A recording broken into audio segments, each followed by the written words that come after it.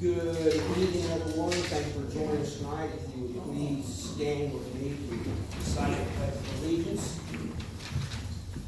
I pledge Allegiance to the flag of the United States of America and to the republic for which it stands, one nation, under God, indivisible, with liberty and justice for all.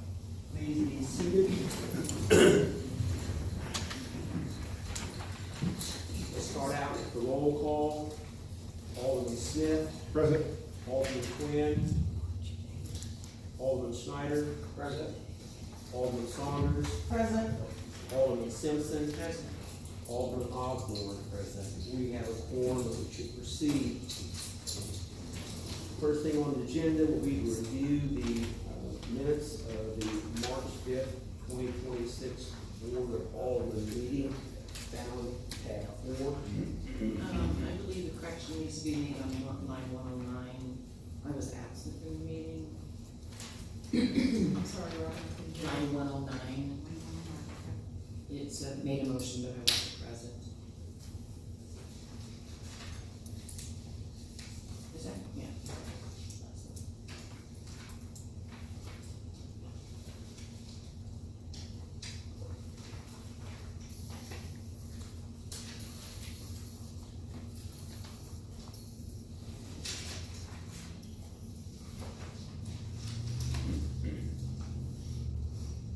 Looks like Alderman Saunders made that motion, so.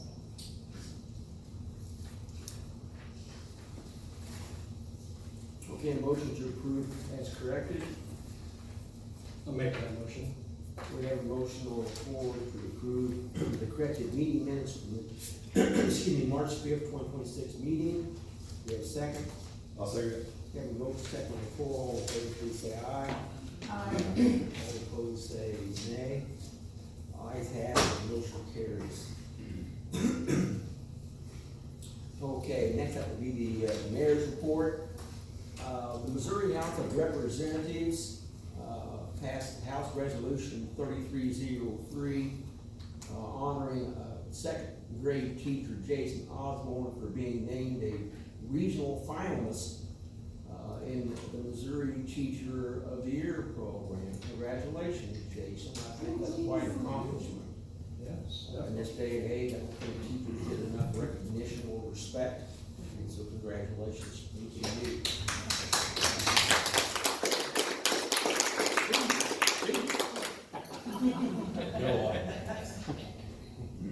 Okay, MECO Engineering should have their PER report done hopefully by the 1st of April. That's the professional engineering report on the electric distribution network. What we're hoping to achieve with that is to position ourselves to get a grant to address some of the issues with our distribution system. Also, George is going to expand on this significantly. We are the recipient of a random EPA inspection at the water plant on March 23rd. This has nothing to do with anything that's happened or previous results. It's my understanding that at least 2 representatives from Missouri Department of Natural Resources will be in attendance for whatever reason. So that's something else that's coming up, and that concludes my report. Congratulations, George.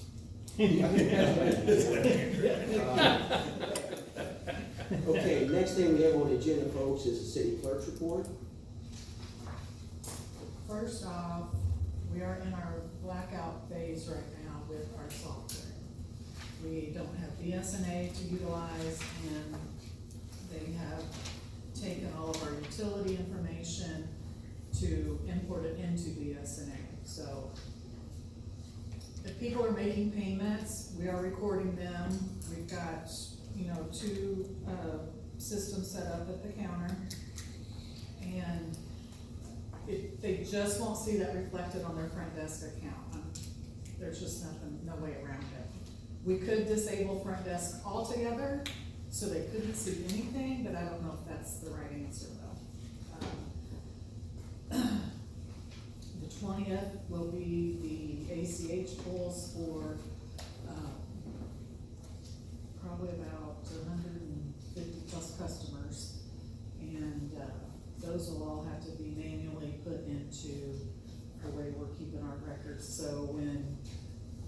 BSNA come on site next week, they will take all those and import them into BSNA for those utility customers. It's been stressful, it has, I just hope everybody has patience and understanding, because there's a lot going on. With that being said, since we're switching our utility software, Maggie looked into some costs for a, I don't know what you wanna call it, is it just like a paper folder slash Yeah. envelope stuffer machine? Yeah, so it folds, stuffs, and seals the envelope. Well, it did include in your packets, there's a sample of a full-page utility bill. I do like that you can probably put more messages on there. You know, of course, the startup cost with the machine is gonna be something we did not budget. I did try to figure the cost between each postcard versus if we went to paper cost. There is about 11 cents difference there. We can stay with postcards for now if you want to, but we only have enough postcards left for probably 2 more buildings. And so if we go to order more custom postcards, that's gonna be, you know, a pretty big expense. I don't have to know tonight on that by any means. But we're just trying to find a way to maybe not have as many bills lost. I don't know if a full-size number 10 envelope would be better in the mail. We just, Is the loss that you're referring to, are those bills that we are knowledgeable of that were lost in the postal system, delivered late, and or returned undelivered? we get the bills out on time. It's just a matter of what happens after they leave City Hall, we don't know. But if you all can look over maybe the pros and cons on that, see, get your all's thoughts. And we'll have to, you know, figure out where that expense would come from, so I haven't really gotten that far. I was just back to your comment, so you think we have enough for 2 more buildings with the current I would say postcards? 2 more. Do you know, how many postcards do we order at once, and what's the cost for that? Is this cost our previous orders cost or our current order cost? This was, what I quoted here was based on our last, So they may have been gone up since. they may have. So, And then our cost, when we order them is like, it's not that. Do you know how many We roughly got around 10,000 bills the last time we ordered. Didn't bring those. roughly 10,000 invoices. postcards. postcards, yeah? Yeah. Yeah. And do you know? But the time it Okay, and it's takes- roughly, But it's costing 10 labor hours to It's a deal lot with the of, postcards. 2 people at 2 least. people, 5 hours at least.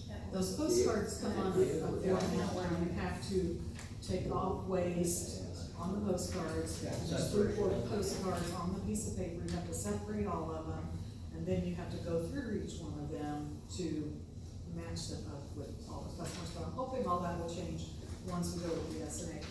Just the postcards in general are time consuming, Right. Just separating. just separating and doing all that, but. If we're able to print messages out on the full size sheet, then we can also eliminate some other mailers. You should be able to eliminate some of the mailers, that's absolutely Yeah. correct. Those are typically, how much per mailer? How much do we spend per mailer when we're required to do a mailer? So when our postcards go out, it's usually, that's just our postcards, that's in around $500, but then we do have custom envelopes where if a customer receives more than 1 bill, we stuff them in that envelope to save on postage, so we have those as well. But What about other notifications? I think he's referring to the mass The mailers, Mass mailers. whenever we have a mass mailer, it's a good $1,300. So if we could eliminate mass mailers by virtue of putting the information that would have been in the mass mailer, or do they have by 11 utility bill, we can save some money. That's true too, because there are two mass mailings Offset required startup annual costs. for gas department. Two of them a year, there's a mass mailer required for them. So we would take away that expense as There well. might be other mass mailers we can actually forward things to that on water, those are necessary Yeah. as well. Yeah. So, yeah, I think this really, have to get rid of finding a way that's much more efficient. I've been here, I've held this stuff in, if I come in on Saturday and took the mail to the post office so they get out on time. Yeah, it's a lot more cumbersome than I think most people, I've seen the stacks are on aware of. that. Well, and like our current mass mailers, they have to do those manually now, right? We send them at AMS printing, And so so there's that's a a charge to charge do that. there. So we could save money there. I think the potential for payback is there, we'll have to run the numbers. Cause even if we didn't put them in the same, if we didn't bring them on the same paper, having an automated machine would be a deal where we could do the mass It would mailer. just be postage. Yeah. Right, yeah. I do know that, I believe that Pitney Bowes leases these, if it would make it easier on the budget. Maggie got price for that, it's included, it's not included in your packet. There was a lease option, I don't know how, The purchase I know was over 10,000.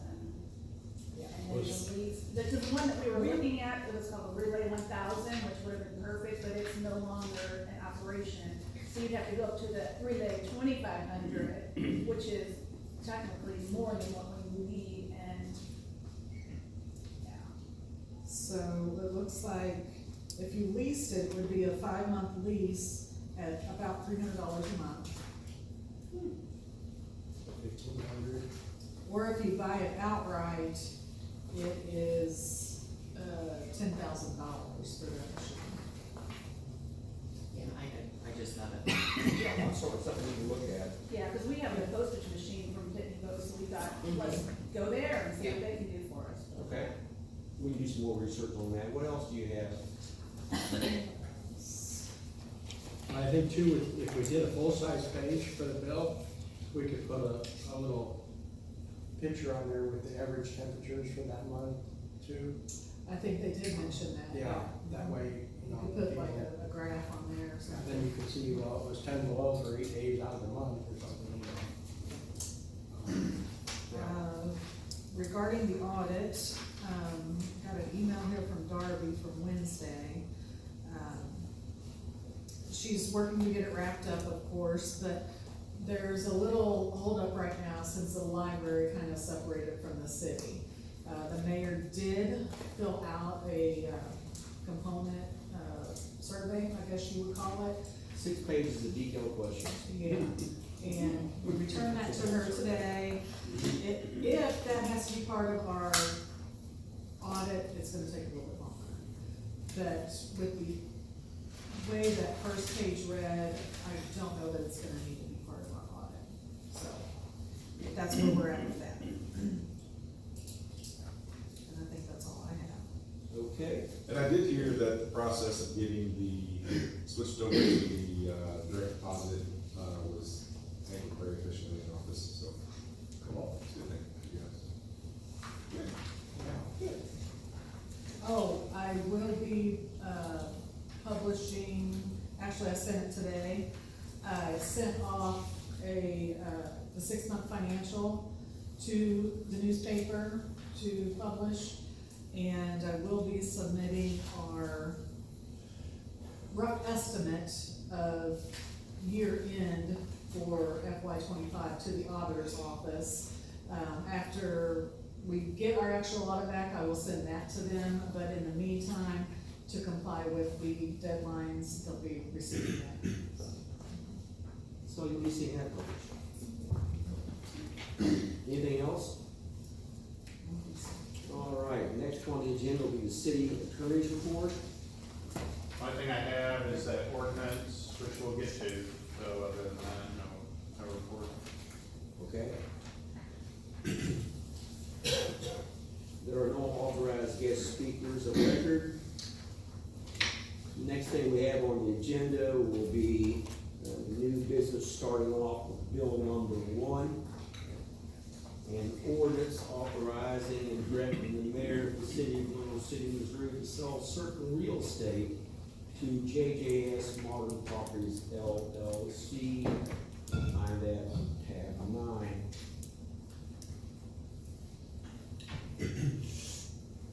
I was absent from last meeting, but they did provide a fair market value to us.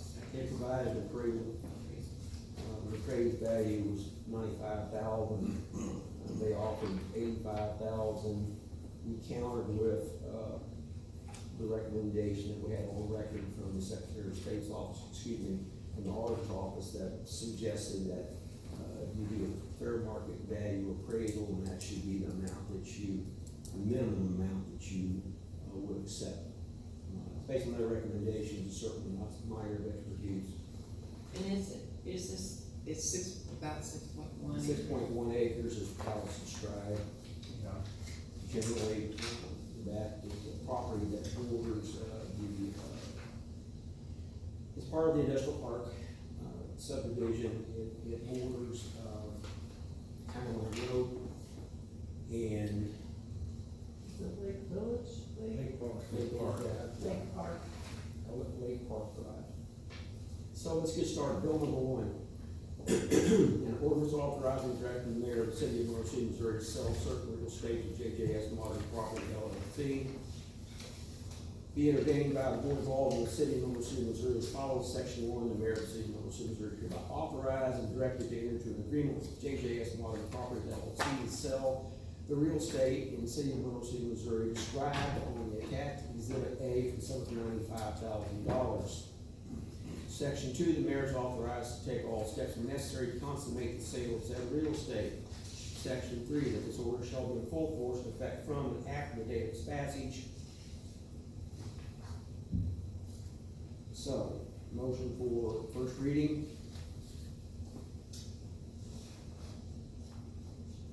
Make a motion for first reading. We have a motion on the floor for first reading. Do we have a second? Second. We have a motion second on the floor for the first reading.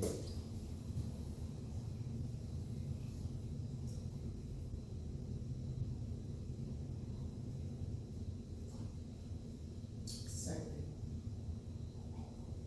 All right. We'll need a motion, We had a motion, we had a second, we haven't voted. not yet. We'll need a second reading, and then we'll do roll call. All right. Entertaining a motion for a second reading. Make a motion for second reading. An ordinance authorizing and directing the mayor of the city of Monroe City, Missouri to sell certain real estate to JJS Modern Properties LLC, be it ordained by the Board of Aldermen of the city of Monroe City, Missouri as follows. Section 1. The mayor of the city of Monroe City, Missouri is hereby authorized and directed to enter into an agreement with JJS Modern Properties LLC to sell the real estate in the city of Monroe City, Missouri described on the attached exhibit A for the sum of $95,000. Section 2. The mayor is authorized to take all steps necessary to consummate the sale of said real estate. Section 3, that this order shall be in full force and effect from and after the date of its passage. Do we have a second? Second. I have a motion second on the floor for reading number 2. Do you have a second? Jason seconded, or did the motion that I seconded. Alderman Saunders, Yes. Alderman Osborne, Yes. Alderman Simpson, Yes. Alderman Schneider, Yes. Alderman Smith. Yes. The ayes have it, motion carries. Ordinance is passed.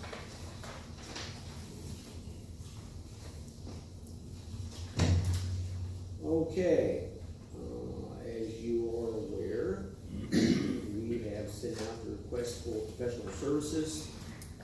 We have received 2 responses.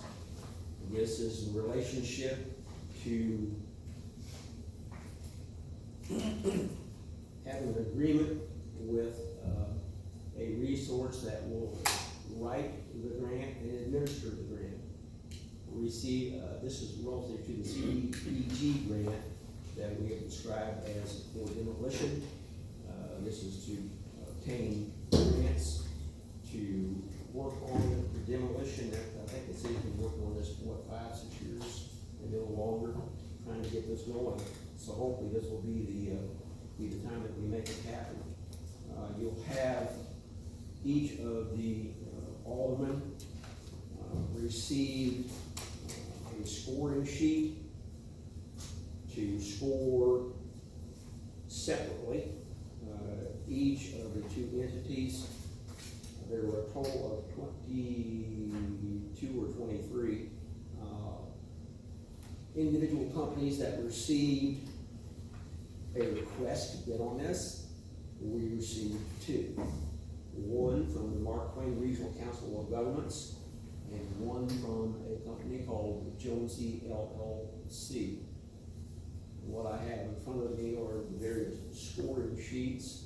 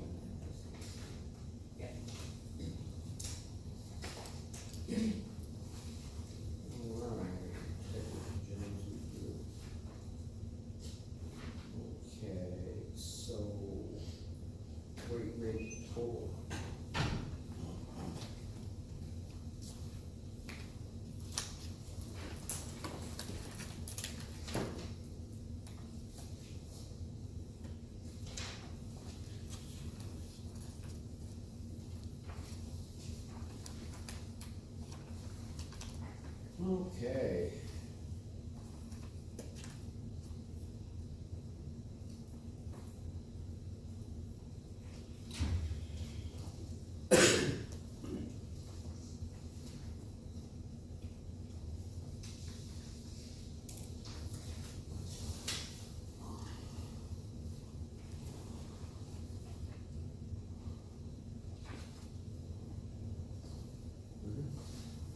That was up and up.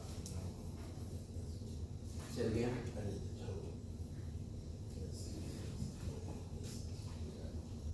Well, we're gonna have to kind of modify this just a little bit because we're over time.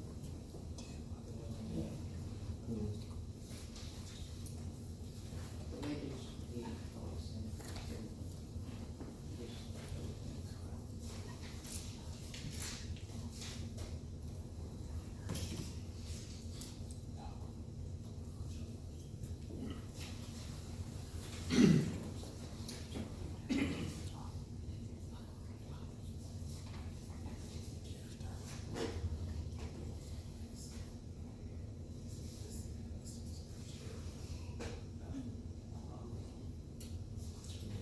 Well, that's pretty simple.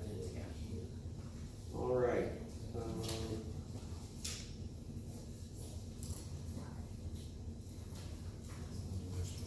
You got a calculator handy? You wanna write these down for these? Okay, Mr. Osborne had a rating of 30 for, Mark Twain Regional Council of Governments. All the Saunders had 30 rating for Mark Twain Regional Council of Governments. All the Quinn had 30.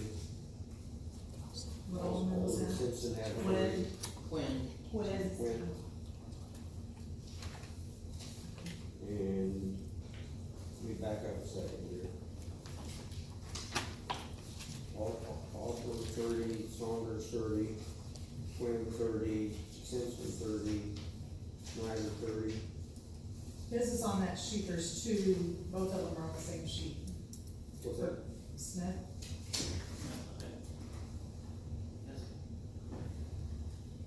This.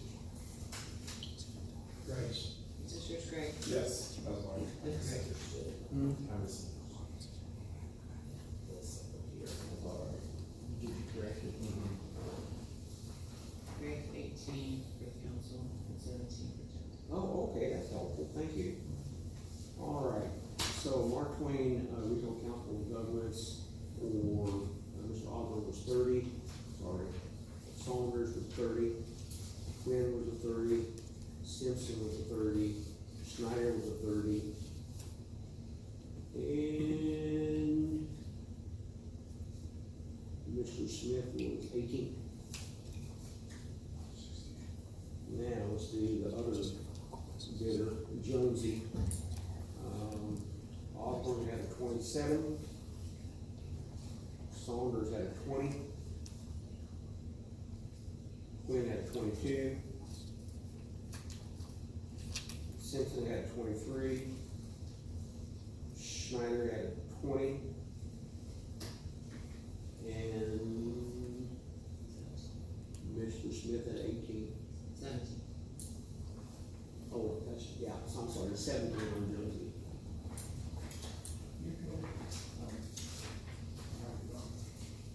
A lot of paperwork, what? Nothing. Yes, I'm going to add. Nope. Everybody's sending each other. What's the tally of your scores?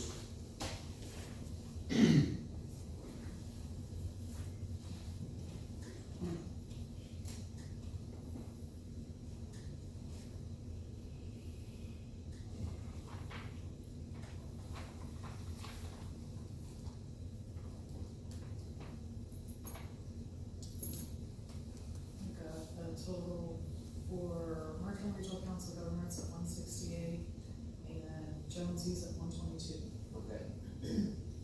Okay, based upon the scoring, then the bid would be awarded to Mark Twain Regional Council of Governments. We would need to have a vote. You said 122 for Jonesy. Sorry, 129 for Jonesy. Okay. Pretty significant difference. I'll make a motion to approve the, proposal. second. Okay, we have a motion and a second on the floor to approve the bid proposal from Mark Twain Regional Council of Governments relative to the CDBG grant. All in favor say aye. Aye. All opposed say nay. Ayes have it, motion carries. What else? I think that's it. Now, I'll be required to contact the Missouri Department of Economic Development and explain to them that we had only two bidders. If you have less than three, you have to contact them and they have to approve your decision. So that's what we stand on that. So, moving right along. Next thing we have will be council committee reports, starting out planning and zoning. We haven't had any meetings. Okay. Have you heard anything about the new property? I have not seen any communication from that. Yeah, I think I'll see Bob on that, ask him, or send him a message inquiry. Next thing we have is Parks and Recreation. Looks like we don't have, oh, Vicky's here, she was talking. But, we did have a Parks and Rec, meeting. Mostly we reviewed, different budget items, talked about, you know, some of the, swimming pool expenses, just we did a lot of work to try to, look at some of those costs and see what we can do to reduce some of that. And the swimming pool also has a list of repairs that may be needed, you know, sooner or later. And so, we're doing a little bit of, research, I guess I would say, on what those repairs are gonna cost and, when they can be done and, that sort of thing. Well, what about St. Jude's? Is there work being done on that or not? We did, yep, I'm glad you brought that up. We did talk, to the contractor that was, awarded that, and he said, yes, he's been well behind, but, he was going to, do you have the dates? He said weather allowing, he would be starting again in the 1st of April. And I asked him specifically his timeline from the start date, and he said 4 to 5 days on site. He has not been on site due to weather reasons and other reasons. How many windows were required repaired? I don't remember the number. There was quite a few. Yeah, 12 or 16. I don't know how 4 or 5 days, but that's what he said. What I'm writing down is, unless you've already done so, has anyone done with the gas department, having to go ahead and start the preparation for the pool, check out all the pumps and apparatus? I think that was part of what Vicky was with, that she had the list, yeah. Yeah. You think that, Vic, you think that's handled? I think equipment-wise, you never know until you turn a pool on. Equipment-wise, I think we're good. I think we've got some things that, you know, maybe we could have addressed in the fall that we didn't. And so we're just putting them off until next fall, basically. Alright. So, yeah.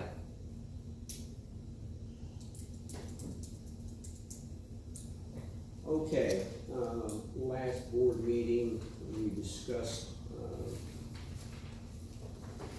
the Veterans Memorial that was proposed. What we didn't do was vote to approve it.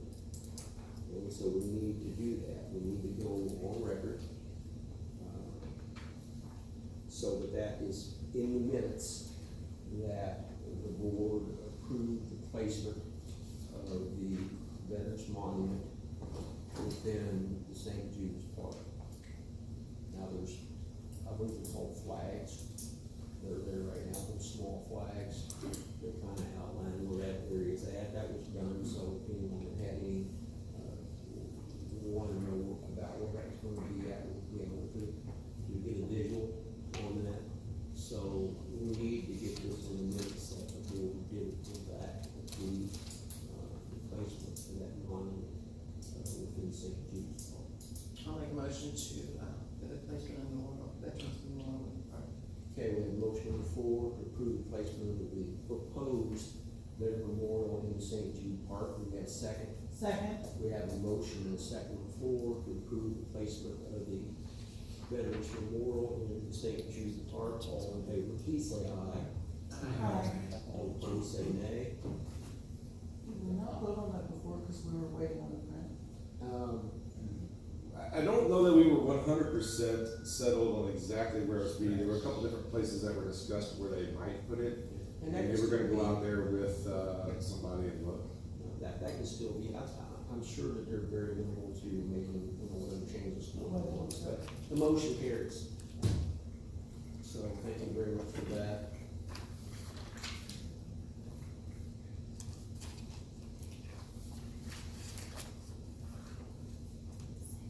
Oh, one comment from the Parks Committee, I forgot to say, we are having the cemetery cleanup this Saturday, so. Okay, anybody that wants to voluntary?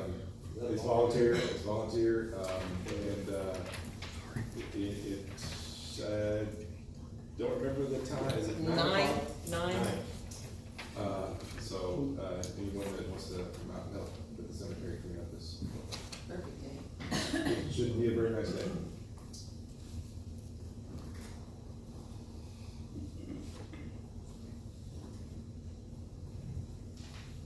Okay. Anything else, Greg? Nope, that's not, thank you. All right, Economic Development Tax Board. Callie, please come up. Podium, if you would, please. Make sure the microphone is turned on, if you would, please. It should be. I didn't have a stapler, so they're not together, but here's back there, so.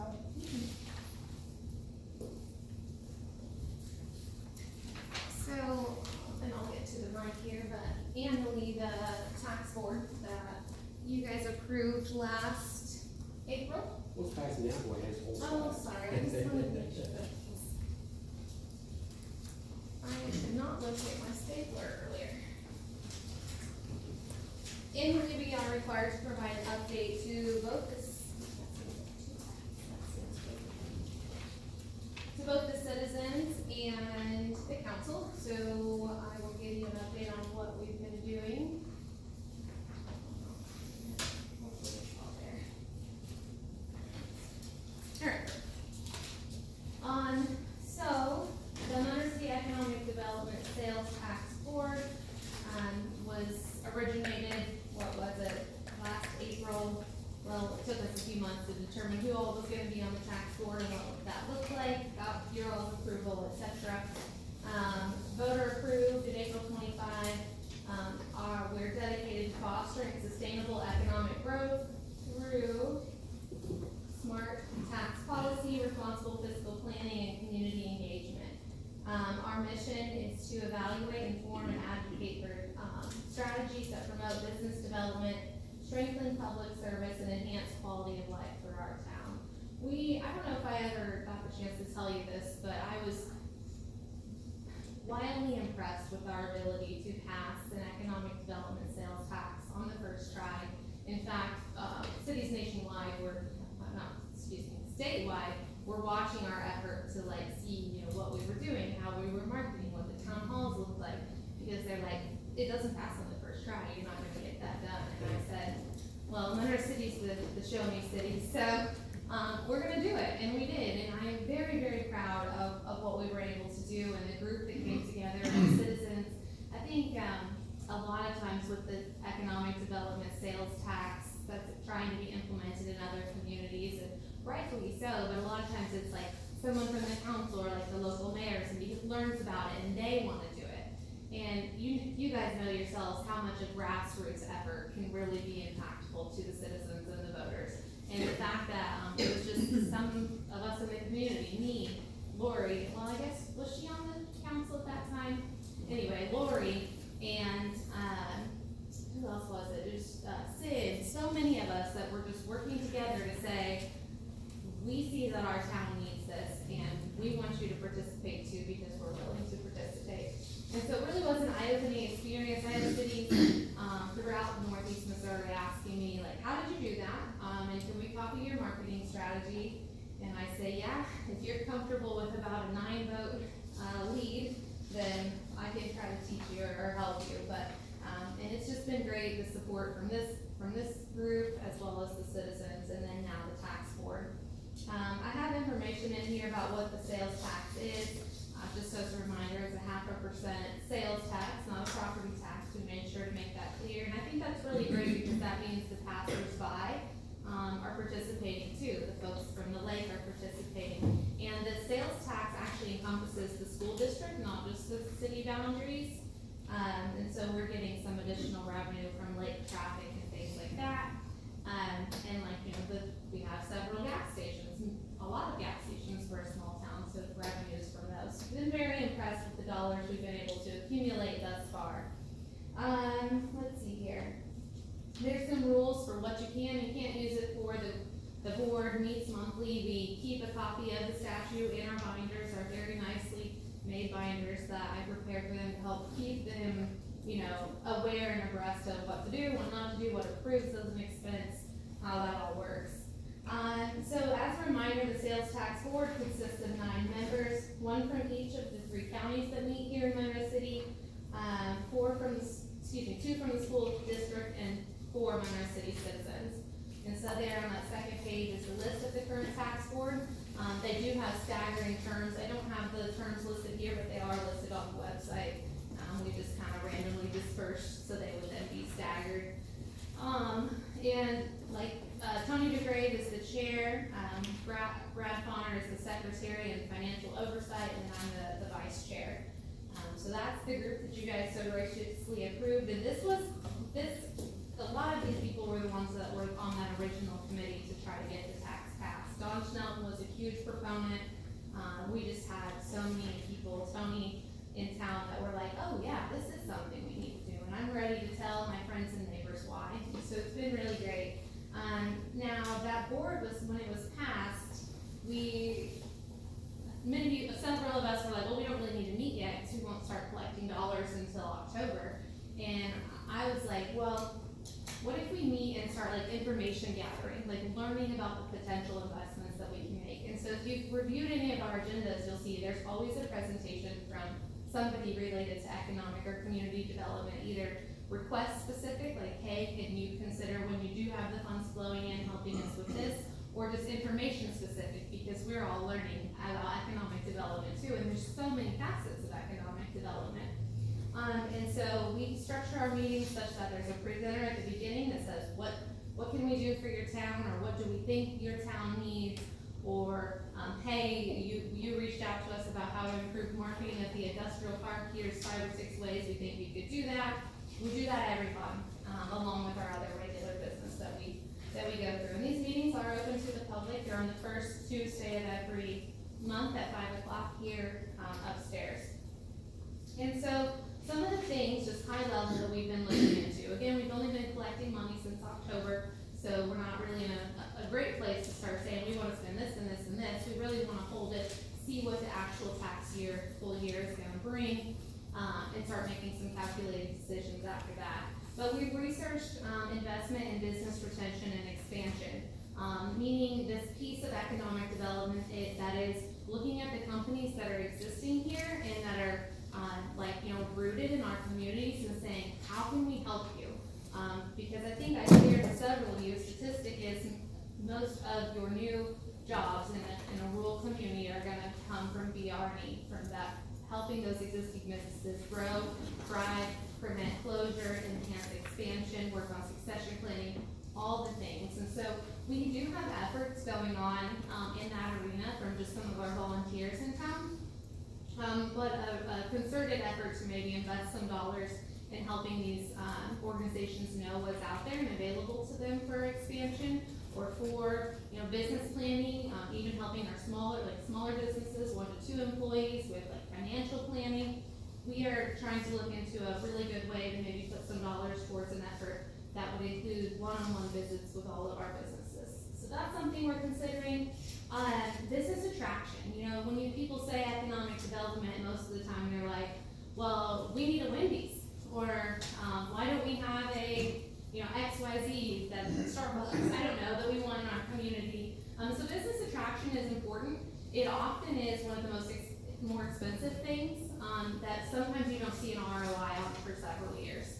And you can hire a company to do economic development for you and be angry with them in 9 months because they haven't gotten a new factory, or the base building's still empty, and it's like, this is the long game. Business attraction is definitely the long game, and there's so many framework things that have to be laid before you can even offer up a space, whether that be a building or a property, to be marketed for your community.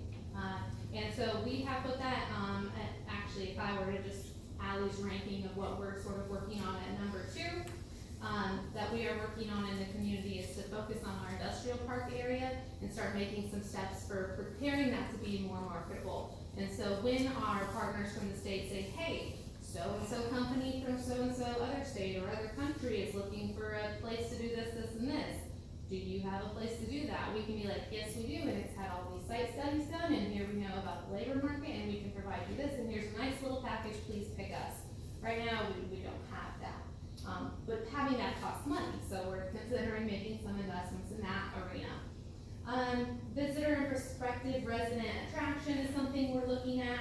I put under that, which maybe it's not the best fit for under that title, but number 1 thing that we're working on, and you guys just, I think, discussed, is the demolition of the blighted properties.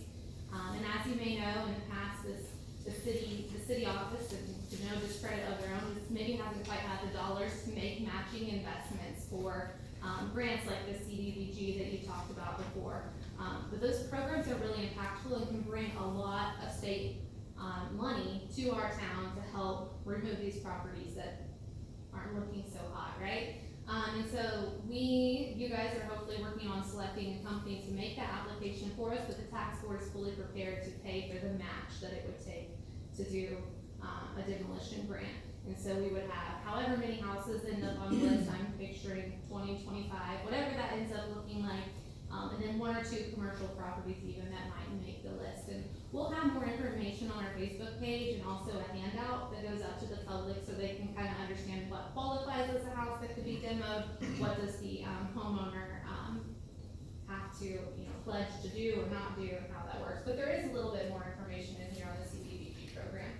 We've had people come in to speak to us from so many different walks of life, and economic development can include a lot of things. Community development efforts like recreational improvements, or like making sure our senior citizens are taken care of and have opportunities to stay here, live here. continue to plant their roots here, or that our disabled folks have the places that they need to grow and thrive. It's just, you can make a lot of things connect to economic development, but we're trying as a tax board to think critically about this monthly, and sort of plan out where our dollars could potentially go. And so I keep referencing our dollars, and we have been collecting since October, and I don't know what page I'm on now, but it looks like this. It says Monroe City Economic Development Sales Tax. That's the report of remittance received to date. You'll notice that October and November were a little bit lower, 2,000 some odd and 7,000 so on in those 2 months. We just think some of the businesses were getting their registers up to date with that new tax. That doesn't mean that money is lost. That means that the state will probably get them on their next quarterly report and say, hey, you missed collecting that, and that is still owed. At least that's how I understand it, based on some communication with our state folks is, yeah, they didn't get it updated, but it is a still owed expense because that tax was in fact in effect, and they did receive letters as such. We did check with the DOR. But it's looking like in December, January, and February, about 15,000 higher side of that is coming in a month for this tax. And so we're collecting it, looking at about $55,000, $56,000 in total right now. Thanks to the net for giving us those numbers monthly so we can get those updated on the website. So we really want to remain transparent. If you recall, when we tried to pass this tax, we had 2 town hall meetings, and the citizens that came were like, we want transparency. We want to know where every penny goes. We want to know what you're considering investing in. We want to know that our priorities are getting made, and it's not just what the 9 of you come up with every month. And so I feel very strongly about the fact that we continue to be very transparent with them. Like even if we, I think we had some expenses for the binders that I referenced earlier, like that is gonna be on there because we do have some admin things to keep the board running and flowing, and obviously that's gonna be extremely minor, but I want it to be beyond transparent so our citizens trust us. This is a 10-year tax. My hope would be that in 10 years, it's super easy to say, let's pass this again because we've seen the wonderful impact. A couple investments to date. We did have a timely request from the Senior Nutrition Center that we did decide to make with some of our early dollars. It's a small request of $3,000 to help get a matching, much larger matching grant from another entity. And so we thought, especially if it's an investment that's then bringing in double or triple from other entities into the town, why not show our support in that way? So we did go ahead and make that because it was a timely request. Secondly, the tax board is required to do a strategic plan annually, or it doesn't have to be redone annually. Strategic plans can often last 2 or 3 years and be good before you need to re-up. But we are required to keep and maintain a strategic plan. We chose this organization called Community Heart and Soul to initiate our strategic plan efforts, and that organization is really derived by public participation. So there's lots of ways to do a strategic plan. One of them is you have someone come in, maybe do some surveys, maybe chat with some people, and then provide you like a 40-page report, and like that's fun and great. But this one, we felt like as a tax board was a good way to make sure that we're continuing to get that community input and help people feel like, yeah, I am having a say in how these dollars are spent, or what I think Monroe City needs to grow. And so we currently have it's not a board, what are we calling it, a committee, a Community Heart and Soul Planning Committee, something like that, of about 20 people that are gonna meet monthly and help make decisions. We will do some surveys, we will do some town halls. But this is a proven process, and we do have a facilitator. He's based out of Iowa that will be helping us execute this process and end up with what is actually called heart and soul statements, but they will be that community development plan. And so it's kind of a more touchy-feely strategic plan, but I'm actually really excited about it. One of the things that I made sure, like just personally wanted to be on there is, in order to help Monroe City grow and thrive and do all the fun, really, that's not the right word, but fun things like the beautification efforts, we have to have an improved tax base, and the community as a whole has to be thriving. We can't just have the best praise around and not be working on improving the tax base as a whole, and that's the jobs and the attraction and the retention. And so I want to make sure that you guys know that that's not going to get lost in this community heart and soul effort, but I am really excited about the community input. It's a anyone wants to join the Community Heart and Soul group, we would love to have you. It's gonna be really fun. Let's see, so, lastly is, and I kind of jumped ahead with the Community Heart and Soul in your slides, but the budget breakdown is in here. We do have to provide and approve a budget annually by March 1 and submit it to the State Joint Committee on Economic Development, which we did. So check that off the list for the year. Our budget is listed in here. I don't think we have it updated on the website yet, but I could be mistaken. If not, it'll be up there really soon. And you'll just see the breakdown starts with, we titled it Long-Term Economic Development Participation at 32% of our income. We're estimating to receive about $220,000 a year. I personally think that's a little high, but I'm being told that our summer months will look a lot higher than that 15,000. So I hope I'm wrong and that's the right amount, or maybe even more. So 31% of that to be spent on, underneath that category is industrial business and site development, land acquisition, site control, infrastructure matching funds. So if there is another grant that is needed for improving something that even you guys come up with, you could look to the tax board and say, hey, we need a $10,000 match to get in this $70,000 for this improvement, or whatever that looks like. We want to be able to help with those things too. Business attraction, marketing, and promotion fall under that one. And again, about 32% of the budget on that is proposed. The second one, and about 30% of the budget, is that BRE that we discussed. So small business grants, business development, maybe hiring or working with an organization that can come in and provide helpful information to our businesses as they're looking to grow, or maybe even as they're looking at a closure, because there are organizations and entities throughout the state that can come in and assist with a variety of things. In fact, we were able to connect one of our local companies with one of those yesterday. And when it was reported that was a very successful visit, and they have a lot of follow-up items, which is very exciting for me. Then we intend to spend about 16% on community and quality of life development. That could include renovation. I don't know what that word is, but it's in there. Housing, workforce housing support. So this could be where we pull some of the dollars for that matching grant. Blight and remediation, so improving the look of dilapidated facilities, whatever that might look like. And then that visitor and resident attraction piece, which can look like a lot. I mean, visitor and resident attraction can be everything from a pamphlet to a billboard to improving the way that something at the golf course looks in order to make more people want to come there. Those are just examples off the cuff of how that one can be broken down lots of ways. Administration is looking like about 21%, potentially hiring some type of organization to help with that BRE effort.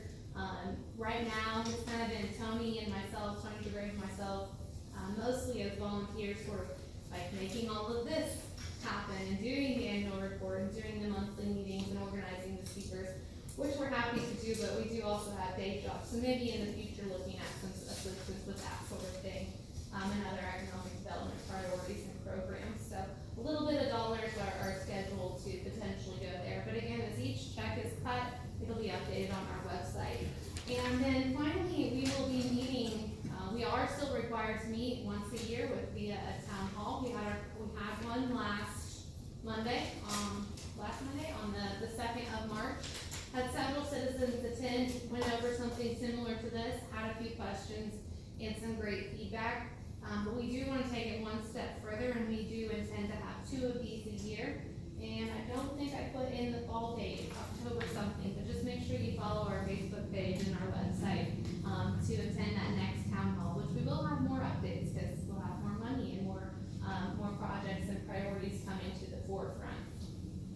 So there's a little bit more detail about the community heart and soul process in here. I will say that we are initiating we'll be having a first meeting. It has a special name like kickoff meeting or something, planning retreat of the Community Heart and Soul group, and any and all of you are invited to attend. Sid has some surveys that Community Heart and Soul puts out that I was going to ask you guys if you had time to just sort of make some initial answers about how you feel about where Monroe City sits at community development wise. at this time. Now, I will say questions 1 and 2, and then the last section. So maybe the first 2 questions and the last 2 questions don't make a lot of sense unless you've dug deeper on community heart and soul. But all the questions in the middle, if you guys have time to answer those tonight or whenever, and I can come by and maybe get those from Jeanette or something, if that's okay. So we did bring those tonight to just sort of kick off that strategic planning effort. Again, please feel welcome to attend our meetings, ask questions, and visit our website, visit our Facebook page. Will there definitely be more? I think the mayor's had one already. Yes. Okay, let's do what you can there. What questions do you have for me? Okay. I'll be back.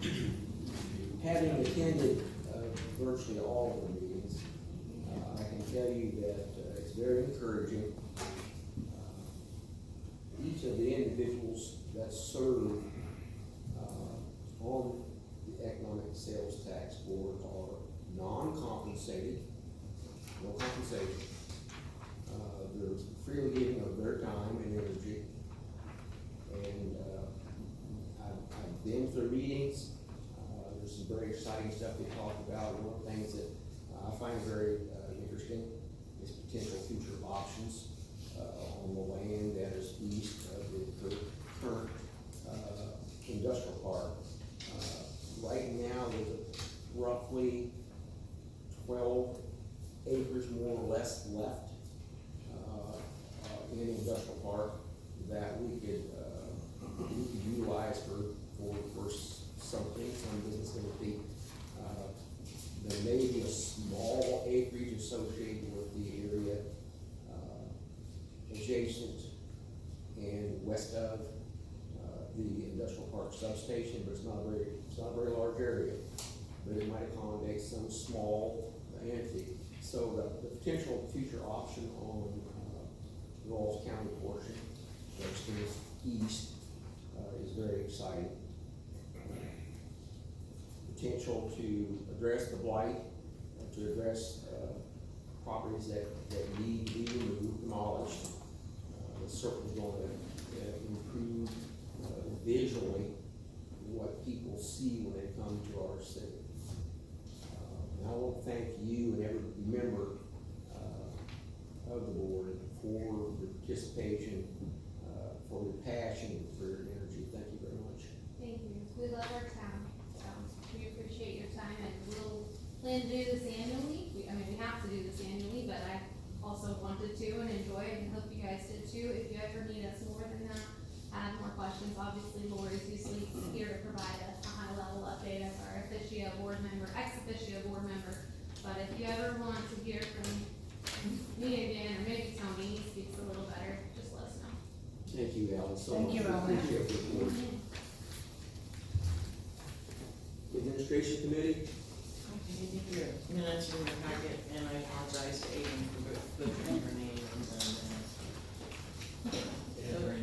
Adrian. So we met this past Monday. The reason for the meeting was to kind of propose a capitalization policy for the city, which none of us were very educated about. So the mayor joined us, and was Adrian, myself, and Mike. Lori was absent, but so I gave you a copy of kind of what we were thinking about, like we discussed. I think this is just a baby step. It's not a very detailed capitalization policy. We did get some criteria. We categorized assets, how long they would have the book value, and then we had some definitions upon what are capitalized items versus just expense items. We can look over that, and we can discuss it, table it, change it, whatever you like.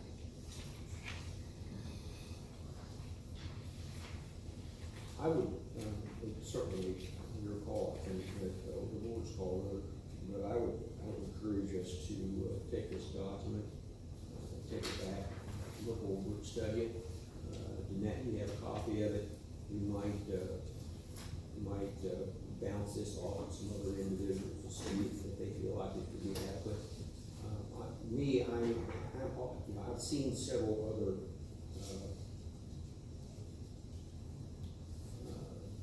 examples of capitalization policies, that will represent what some other municipalities do.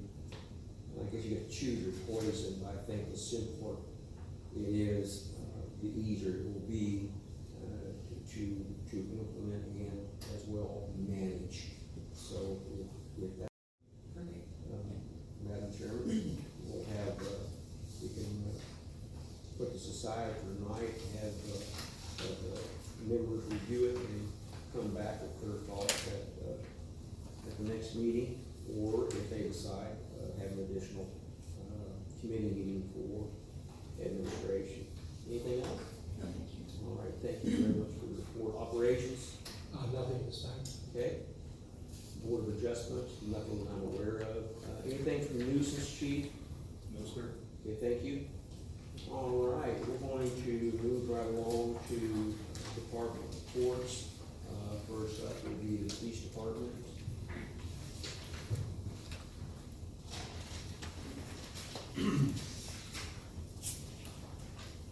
Okay, first, we do have a couple of mechanical issues with 100. The first issue we had is fuel pump is going out. We have went out and looked at prices, and it's looking like it's gonna be $665.60 to get that, taken care of. Also, the starter is going out. However, we did get a quote on it for $460. Hoping to bring that down by taking the parts off of 102, which is one we, have sitting open side that's not been used for a couple of months, that we do not have to purchase, new parts. So that should help bring that price down a little bit. And we can also do the disassembly of those, so that'll bring the labor down as well. But, all together, that'd be, right around $1,100. If we were to have them buy new, I was gonna see if we could get past, tonight to do that as a maximum. And then hopefully be able to get that lowered down some more by giving the parts off the other vehicle. You kind of come to a conclusion that you would prefer to take new repairs to a specific place, and I personally, I can't speak for these guys, I'm okay with that. I get it, you know, you go through the process of learning, okay? I'll stop right there. So where was you gonna have that done at? So with these, it would be a Tri-County Tire and Repair. Okay. Is that Luke?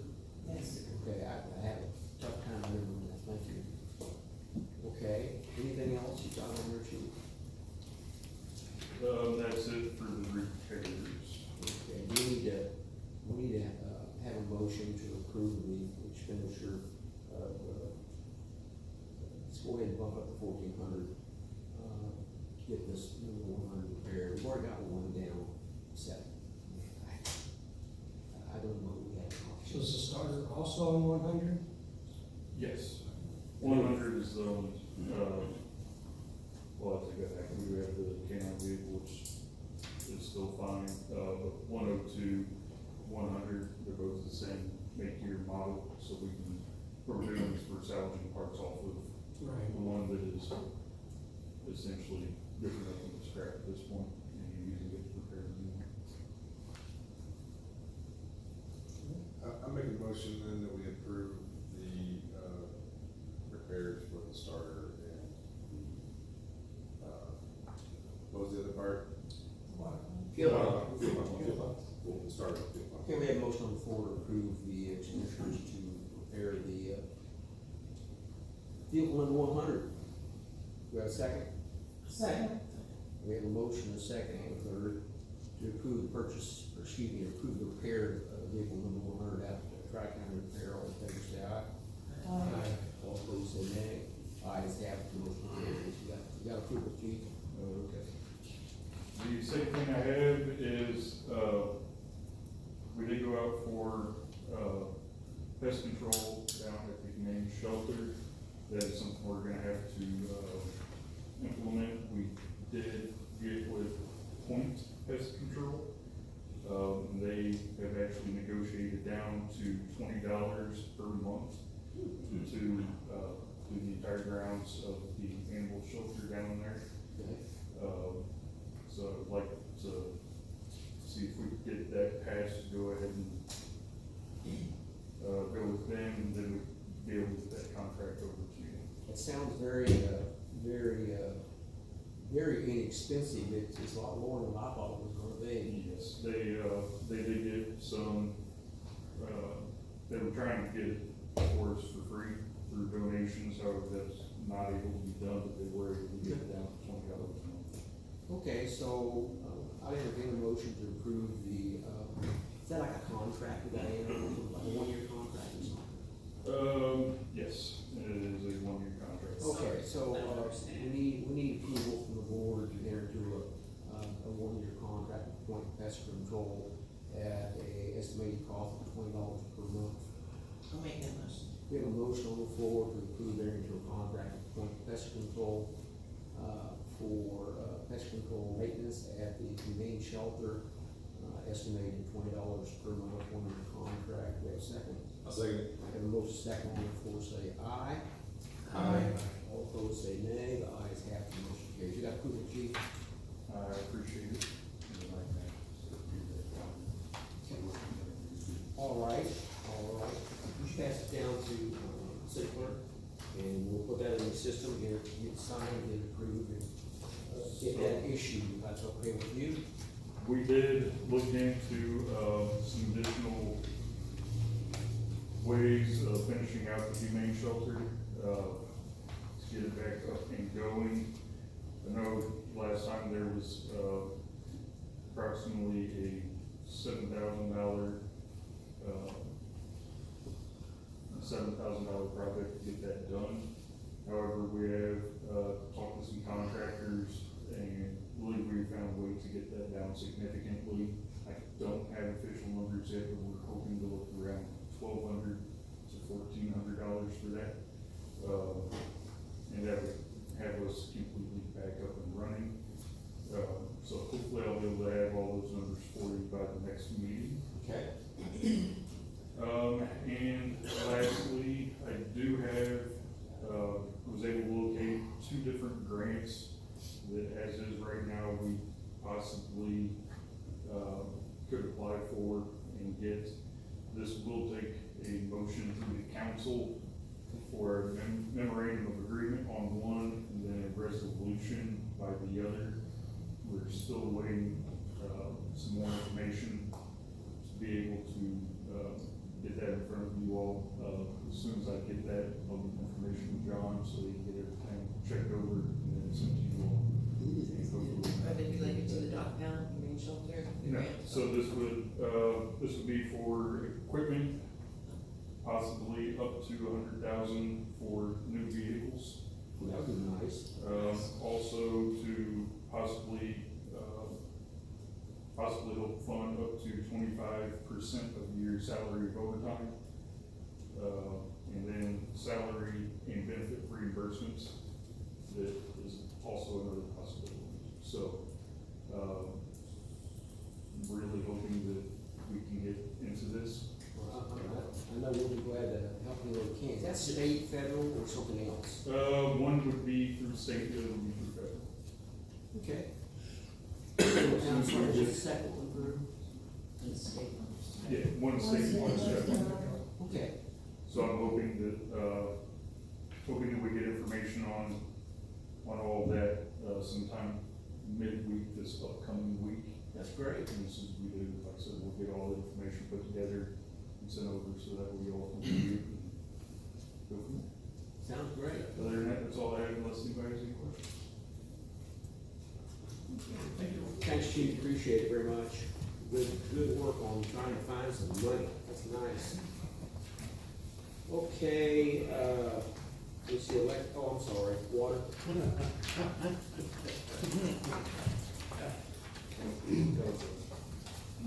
That was fun. You guys do such a good job, I just can just go right on by.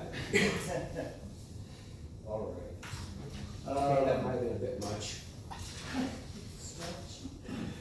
All right, so, first thing, I need, permission to purchase more meters and, endpoints.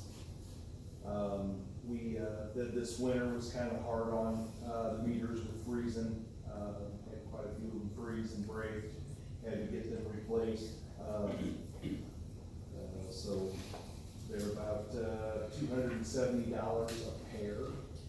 So I'm looking, that's buy 10 of them for $2,700 a pair. That is the endpoint, which is the part that sticks through the lid that sends the signal to the city, and then the meter itself that has the electronic register on it that then sends the signal to the endpoint. Are those, do we have meters in our current budget? It's under maintenance and supplies and maintenance, yeah. Was that a common problem? Yes. Did we have that many last year? Yes. Just they just. Yeah, a lot of most of the time the bottoms break. We do have some meters that are, one piece and they're plastic. And like there was one in the basement that broke. No idea, you know, they didn't have the basement was kind of wide open. So it came in, froze the meter. When water expands, of course, you know, broke the plastic. So you had to replace that entire meter. There is not a register, that we could, replace on that. So we actually had two of them just recently. We've actually come across some locations where we didn't have the new meters were not installed. They still had the old meter and the old read style meters, so we switched them out. It's just, you know, you using, figuring in a year, because it's been well over a year since we purchased them, we've used them up. Are there any forums or anything out there that talk about preventive maintenance to keep that from happening? Like the freezing, like, I mean, if they're installed correctly, they shouldn't freeze even if it's cold. Well, yeah, if they're installed correctly, if since we don't read meters anymore, if the residents go out and open up the meter lid, which is against ordinance, but yet that is common practice in Monroe City, for people use that as their shut off valve.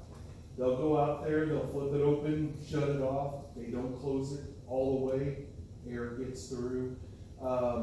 If they hit it with their lawnmower and all they do is complain that, oh, I hit it with my dog on, oh, well, then they end up breaking the neck of it and, of the cover, and then, yeah, exactly. It could get misplaced if they run over. You have a lot of them in parking areas, they'll get run over and push it out of the way. So what we've done is everyone that we got called to this winter that, was frozen, where they called it, whether their pipes were frozen in the house or whether it was actually the meter that was froze.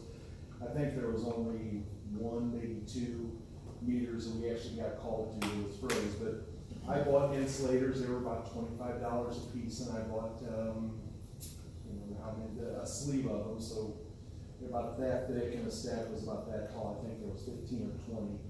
I bought for 18 and 20-inch meter bits, and after we get in there, hit it with some heat, throw that in there, and then that normally works. Of course, until somebody besides my guys gets in the meter pit, moves that thing out of the way to turn the meter on and off, and they don't put it back because it's warm outside now. They don't need it.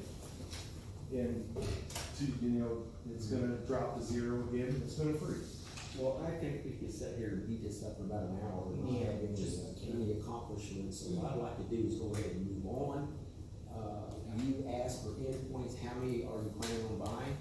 10 endpoints and meters at $270 a piece for $2,700.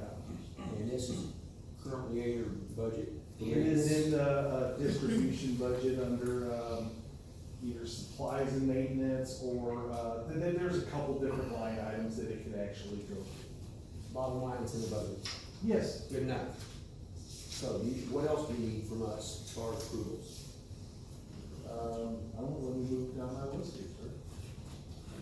Okay, so, let's see here, this week I've been able to help out, two different people with, using the software, of the Badger, system. People that have had, water leaks, they went back and looked at all their bills, so on and so forth. Well, I've been able to, work with them and go the hour by hour and actually show them where their leak was. One was, Gene Mildred up on Bell.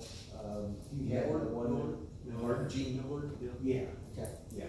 yeah, he had, just in the middle of the night, his toilet would kick on and run for about 2 or 3 hours and then drop off. So, but it was nice that I was able to do that. Plus, I was able to help, Sid called me today about the swimming pool. I was able to look up their usage for the last 2 years, tell them exactly how much they used.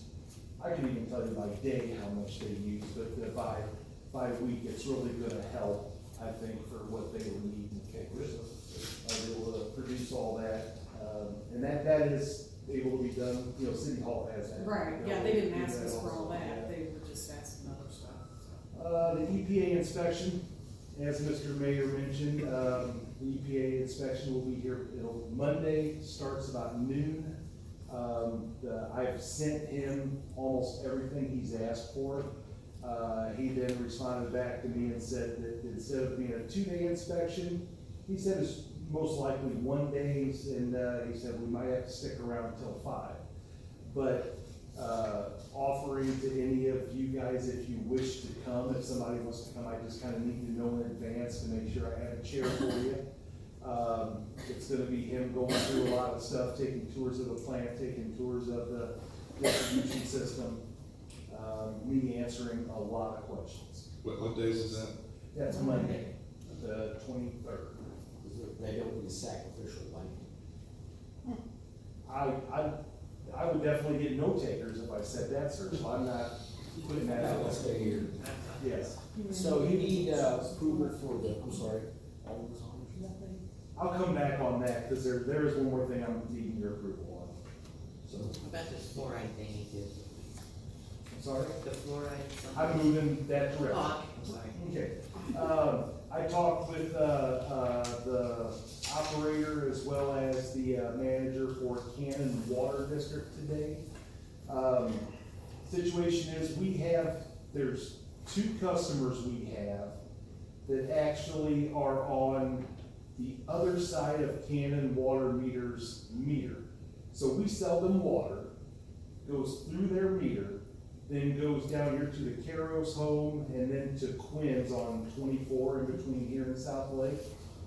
And then, so we send them the bill, but then City Hall has to turn around and credit Cannon Water back for the water that went through their meter that we actually received the revenue for. I don't know why it was like that, but I don't see any need to continue servicing them to residents where we could easily just turn or they could turn a different valve. Then everything that goes through the meter on to Cannon Water will be Cannon Water's. Very simple, we pull our water meter out of their meter pit, Cannon is standing right there, they put their water meter in, they would start billing. Cannon Water meter would start billing the customers. What we tend to stand to lose is 2 minimums and minimal water usage. Is there any cost to the residents? No. For the meter change out? No. Any rules we have to follow, like switching them from one district to another, essentially? I mean. No, because I'm assuming that was originally in Cannon Water District's area, but for some reason, there was a line that was already running south, because, and I just found this out today, is Cannon Water, there's a valve right in front of the Caros home, everybody know what I'm talking about there? And then, of course, Quinn's lived the next house down. There's a valve there in front of the Caro's home that's how Cannon Water turns their water on and off. So they're right now assuming that we own from the meter to that valve, and then they own from the valve on. Well, Quinn's are from the valve on, and they very rarely ever open that valve. So essentially, they're feeding Quinn's water from the other side, but we're collecting the revenue for it. So they're actually right now not even getting water. Quinn's are not getting water from the city of Monroe City. We're billing them, but it's not coming from the city of Monroe City, unless they open up the valve and draw water to go down Highway 24. So it's kind of a no-brainer. So I need your permission to let Cannon take them 2 customers over, and it still has to go to their board, which is the first week of April. I'll make that motion. We have a motion on the floor to, switch those 2 customers from the city, Monroe City Water, distribution to. I wanna add into that also, that they also assume ownership from the meter on. Because like I said, they say that we own from the meter to the valve. Cannon Wholesale does? Cannon Wholesale, yes. Okay. Yeah, they're saying that we own it. You're saying Cannon Wholesale, or? Cannon. No, it's Cannon Rural Water. Water. It's Cannon Water District. Cannon Water District. That's different than Clarence Cannon Yes, Wholesale. Yes. So Cannon, Cannon Water, here, okay, yes. those nine. So we need to give them 2 customers, and we need to give them the line from the meter to the valve, which is in front of the Caro's. Can you maybe cut that down to a single sentence? Well, my question, and maybe we can kind of approve spirit, but I still have, and maybe John will speak up, I still have some concerns about like switching the customers from essentially one water district that they're signed up with us, which is us, to another one. Not that I have a problem with them being on the other one, it makes more sense to me, but I just don't know how that works. Does the illegal. homeowner have I say mean, I in would think this? it would come from the homeowner, Yeah, that's just fine. I get it. I mean, is the source of water changing? What George is saying is they're getting water now from Cannon, even though We're we're in charging. November, but Caro's is getting. But it's like their water, because they're not actually getting water from our pipes, Right. but it's going in a big circle. Yeah. We're saying that the Cannon Water, and Cannon Water is turning around and it's sending it to these 2 customers, in a nutshell. How did that even happen? I didn't understand what you said, sir. I think Where's Cannon Water District get their water from? Clarence Cannon Wholesale and us. But what he's referring to is the Monroe City water. So the water, if I was at Quinn's and I turned the valve on, where did the water come from? Cannon Water through, or Clarence Cannon Wholesale sells it to Cannon Water, who then has delivered it to Quinn's. What in the world are we involved? I don't know, maybe between here and South Lake, actually, she asked me where the city limit is on the south end. Where is the city limits on the south end of town? Is it a W, right there, a W? W, right now, W? center of W. Okay, so the water plant is out of, and the airport are both out of city limits? Yes, but they are city-owned property. Okay. Yeah, 'cause she thought maybe that's why we had them 2 houses. Maybe there was intent on putting water down to South Lake at some point. I don't know what happened 20 years ago. I think we need more information. Well, you're saying that the customer should be a customer I driven. mean, that's my thought. I do think this should be changed over, it sounds like it's not being done the way it really should be done, but I also, just at first glance, it sounds to me like there's probably some legal paperwork that There's a needs to be reason our taken. meter got out there. Excuse me? There's some reason our meter got out there. And I ran into something very similar to a different municipality. What had happened is the municipality was feeding customers outside of the Yeah, city but we need to limits. find out what's happening here, not in another municipality. Well, yeah, but what I'm saying is then whenever they set up the areas of like Cannon's area got set up, we were already feeding in Cannon's area, so they let us continue And that, feeding. I mean, that might happen, but we need to know for sure, I mean, that's my thought. Excuse me? I will retract my motion to. That sounds like we may need to get permission from the There hasn't been a second to that. customers. So what we have is we have, the purchase of 10 endpoints. And there was also an additional issue, is that 426 Chestnut, where's that at? Property, we got petitioned to reimburse that customer for the sewer line. And Oh, that's 426 I Charles. thought that was gonna be a joke. Charles. And we kind of talked about doing it when we talked about water.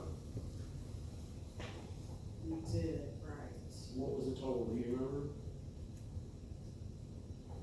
4,700? Yeah, 4,000.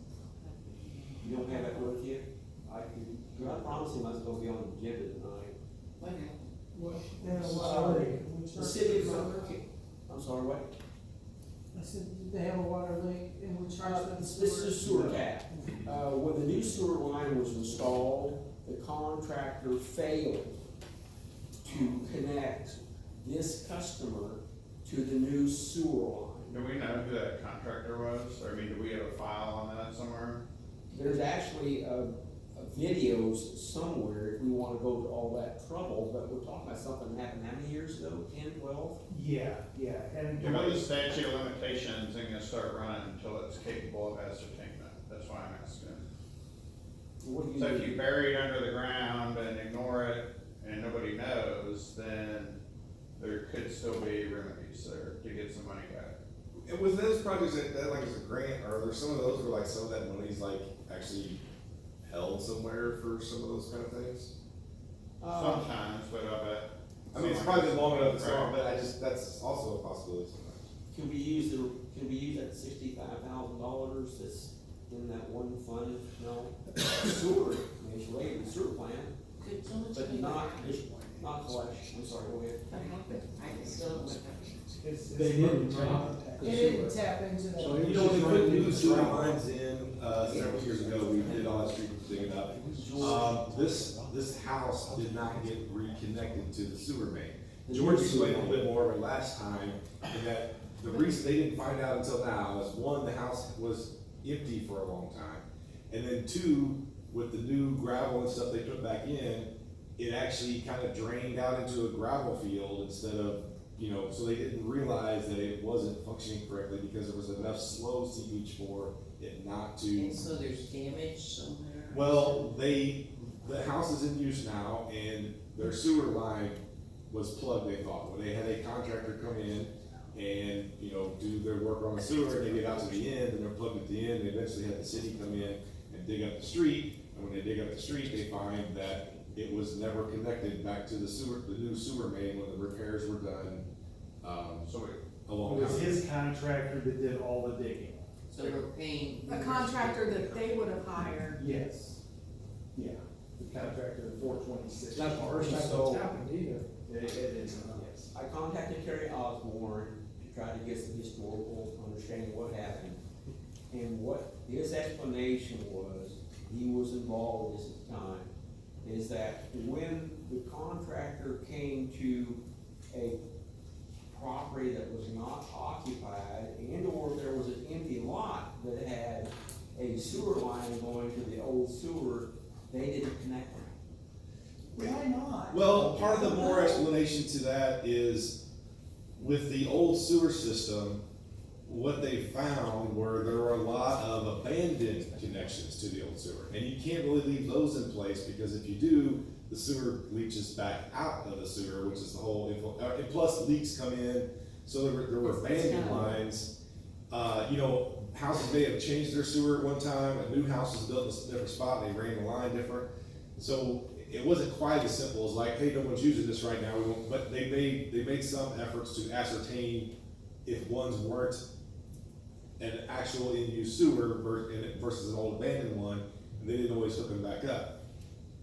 Early on, most of those were caught because if they went down the street, did the sewer, and then your sewer was plugged up that day or the next day, then, oh, we'll take care of it while they're there, and they fixed it, and there were several of those while I was on the council. Obviously, this one didn't get caught that way, but It sounds like it's something that should have been done, it didn't get done, for a variety of reasons, which may or may not be acceptable today when you look back. I'm sure at that point in time, they thought it was a reasonable, determination that they made. But unfortunately, now we're going to have to, address it. I questioned, George about his thoughts on what the city's responsibility was, as well as Terry Osborne, who was directly involved in that point in time. And I came away from those conversations and talked to the city clerk, and we feel that that in this particular case, because it has been identified to the degree that it's been identified as far as who should have been responsible, it is our responsibility. So do what you want. does us making reimbursement make any difference on, John's potential look at whether there would be possibly? No, we still recover the I money. think you can still recover. I'll make a motion then that we reimburse for. You know what that amount is? It's $47.35. I was trying to find it in my. It's under $5,000. Is Mervyn gonna cover that? We have not done an answer on that, have we? Cause he called me the other day and I explained to him, and he said that sounds cut and dry to him, so. Okay, well, fine, if we get reimbursed, that's great, we won't do anything. As far as going and seeking, that. You have actually motion on the floor, Second? I have a motion on the floor to approve the reimbursal of the. okay, we have a motion second on the floor to approve the reimbursement. For this recent sewer repair. What's the gentleman's name? 4,700, we can get the numbers, so we're not just. What's the gentleman's name? I cannot remember his name. You have an address? 426. 426 426 what? Charles. 426 Charles Street. We have a motion on the floor to approve the reimbursement for the sewer correction at 426 Charles Street. All in favor say aye. Aye. All opposed say nay. The ayes have it, the motion carries. Okay, here I've got the total here. $4,875. Okay, that's good, that works. Who was the second on that, I'm sorry? Adrian. So we'll get that taken care of. Did we do the approval on the 10 invoice yet? No. We're, well, I'll loop that, I'll go ahead and jump there now. That's And I'll fine. go back there. Okay, so, you were wanting to put all the purchases together, right, or do you, no, actually you need to We have to do them individually anyway. Okay, then I'm sorry, sir, you go ahead, you proceed. with Okay, we everything. have a request for the purchase of 10 endpoints at a total cost of $2,700. I don't know if that includes shipping or not. There will be no shipping, and that does include meters though, and registers. All right, so, total amount $2,700 for endpoints. Do we have a motion? I'll make that motion. We have a motion to approve the purchase of the 10 endpoints at $2,700. We have a second. Second? We have a motion second on the floor to approve the endpoints. All in favor say aye. Aye. All opposed say nay. The ayes have it, the motion carries. Next. 3 years ago and 4 years ago, we had to, do emergency pumping at the water plant. Our backflow ponds, they were getting too full and they were getting ready to breach. We had, and the pumps we have didn't have enough to get it down the South Lake. So we got special permission from DNR to pump the water out of the ponds into the ditch. It's clear water, it's Super 8 water, so it was just fine. We were sending it down to South Lake, so. But anyway, nonetheless, we borrowed a pump from Canton. It was a 6-inch diesel pump. It can move like 450 gallons a minute. And we had it for about 3 weeks the first time, and the next time we had it for almost a month and a half. You want a pump? No. We talked about this. I know. Okay, so, what it is they agreed to not charge us for it. but it was right about the time we got the vac truck, and they said if we ever need, so if we could get one service with the vac truck, you know, it should be about the same. That was kind of a handshake between, it was Potterfield when Potterfield was here and then Melissa was here, so it was kind of just known that if they had, I would get the permission from the mayor to go ahead and take the truck mechanic to run their sewer, use the back truck, whatever, for a day. They have not asked, I really don't anticipate them asking, but if they did, and it was an emergency, I just wanted, the mayor suggested I come to you and ask if you guys are okay with repaying the debt with use of the back truck. Do we have mutual aid agreement with them? No, Do we need one? that's totally up to the city. John? Probably good in case, I mean, something happened. I'm thinking about accident, liability. driving. So, is there some way that we can talk to someone here could talk with them and say, let's do a mutual aid agreement for the back truck and or the pump? And that way it's signed and sealed and done? What do you Yeah, think? 'cause it's gonna be, the chances are we're never gonna need that pump Well, again. Here's the thing I was thinking, if they have a board, They do. okay, if they have a board, we have a board, both board agrees to have a mutual aid agreement, we're all due to the pump and or the back truck. It's never an issue that calls at 2 o'clock in the morning saying we need back truck, move on. Yeah, Sure, same if thing. there are elections, we Your don't have pump- to keep Your redoing pump those. come, you know, done it. Yeah. What do you think? Can you talk to them about that? Would you like me? Yes, to- please. Okay, I'll do that. Next thing is the fluoride grant. So we did get the fluoride grant, the whole grant. Cool. Right now, we're only buying 2 pieces of the equipment. The third piece of the equipment, we're waiting on a new model of the spectrometer to come out before we purchase that. So Spectrum, we're gonna be covering the grant? Yes, Oh, yeah, the good. brand new one will, so, the repairs, I believe, are roughly $1,800 Yeah, I to the remember one that. we've already had done. Yep. So we have that one in good shape, we get the brand new one, the old one will go on the shelf. As backup. As a backup. Excellent. Yes. Excellent. George, what's the total on fluoride grant? How much? I don't recall, I know just the items that I'm bringing to you tonight, I had budgeted, $26,800 is what the budget was, and that's what, I mean, the mayor signed it, do you remember, was that roughly the amount that Gwen sent for approval? It should be. I'm reluctant to say yes. But what what I'm gonna propose buying is gonna be quite a bit less than that, Okay. so we're gonna be underneath the dollar amount that the grant is approved. So So- this so- will be a reimbursement, then? It's a reimbursement type grant, so we will have to spend the money. Spend the money, get the reimbursement, blah, blah, blah.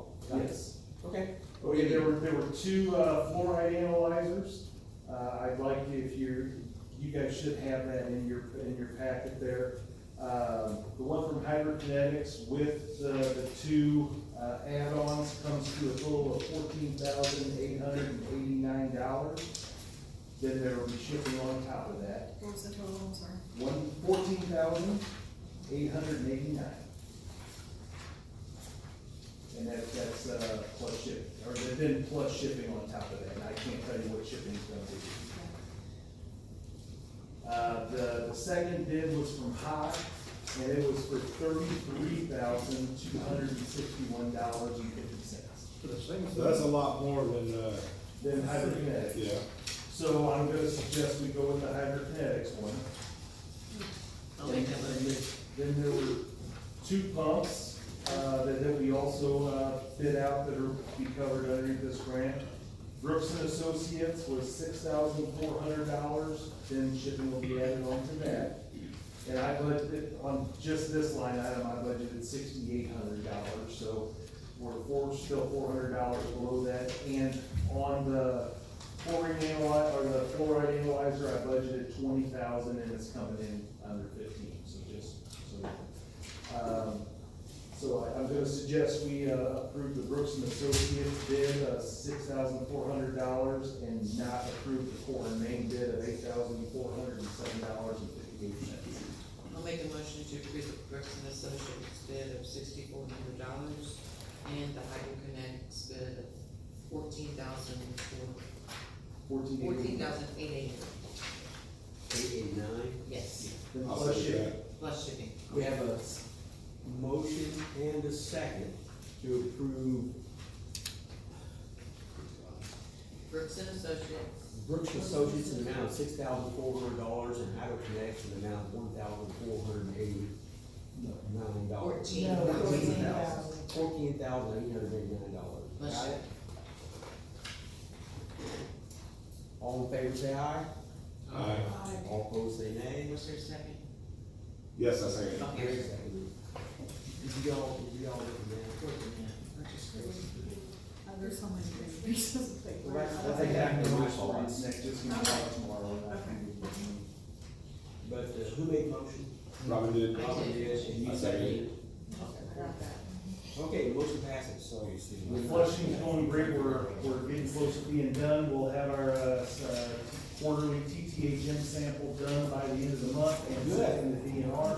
Good. And, you know, with what we're doing, we're getting good chloramines to where we're flushing, so. Have you moved How- before these? So with our numbers coming down, like how long, I know you said it would take a while for the averages to work out, like how long do you think we'll, before we I would get? probably say at best, whenever we draw the third quarter sample, that might get us below. If not, it could be fourth quarter next, or this year's fourth quarter. How many samples do they average? Four. 4. So Yeah, we one- may need one- 4 new samples because we were high before, okay? Yes. Have we switched where the chloramines are now put into? No, chloramines, we're not moving, the permanganate is what is gonna be moving, and no. It hasn't moved It yet. has not moved yet, no. When do you anticipate that happening? As soon as it dries out enough for me to get the vac truck into the front yard of the water plant, because the gas and, electric. Sometime in the next 60 days. Yes, I would hope so by at least the beginning of June, that we Great. would be. Now, do you think that that will affect the next quarter's No, results? No, I really don't think so. This affects, it does affect the amount of chlorine we use. It affects our turbidity the most. Was this one of the items that you indicated would reduce cost? Yes. Enough? Any questions? No, sir. Thank you. Very good job, George. Thank you for all the detailed information. You bet. Ready to go Monday? I don't know, I was gonna think about it. What was the question on this one? I asked Alderman Smith if he was considering sitting in on the meeting Monday. With EPA? Yes. You might just grab an extra chair. I shall. We're taking chairs out of the executive upstairs to take out there, so. Well, George brought a good point. If you're gonna sit there for 4 hours, you ought to at least be comfortable. I'll make sure we have a chair. All right, electric department? Hello, everyone. Good evening. Hello, Justin. We had an exciting week with the winter storm. I'm sorry. Had several outages. Luckily, it was minimal damage, mainly tree limbs falling, wires getting wrapped together. But we got them all cleared up, got the power back on. Continue to change poles, change meters, upgrade services, do information audits, continue to do what we do every day. Any questions on the, Was that outage 4 separate instances? there's 2 main incidents. We had one the next day too, so there's kind of residual effects that come later. One was a transformer stinger, which is connected to the transformer. The wind had blown it, it blew it, and it finally just came loose the next day. And then we had some wires wrapped up the next day that the customers called about. It was brutal. It was There was quite a bit of wind that, We got lucky. I Because thought you were out, I weren't thought we you? lose a pole. we were out for a little bit. Nothing serious. I think it could have been a lot worse without I do too. progressive. Yeah, without the tree trimming, I think it was a lot. Yeah, I think so too. But we were lucky we didn't lose a pole, or an arm, or any wires that burned out. Good job. How's your progress on the Long Street coming along? We'll be finished tomorrow. Good. Yeah, we're gonna switch everything tomorrow. We'll have to have an outage, but what we'll do is we'll feed the customers right now there's a line on Cleveland and Davis, and it goes through a tree, and it goes through some backyards, and it feeds your house and several other houses down through there. Well, you can't get to it. There's a ditch there, the ditch is washing out, it's washing the guys out, it's washing the poles out. We've had one pole break, I don't know, a month ago or so, and we got it back up and got the wire pole back up, but it just needs rerouted. So we're rerouting it, and then we're gonna get rid of that line that's on Cleveland, we're just gonna retire it, get it out of the ditch. Tomorrow we should be finished. It'll be de-energized tomorrow, the feed will be the other way. I encourage you, if you get a chance, to drive down and take a look at the all the new electrical distribution they've installed. Take a look at it. It's pretty impressive, pretty impressive. On Lawn Street. Lawn Street, and then what's the cross one? The alley. It's an alley, yeah, I don't know, Davis, an alley, and then, Yeah. whatever the next one is. Washington.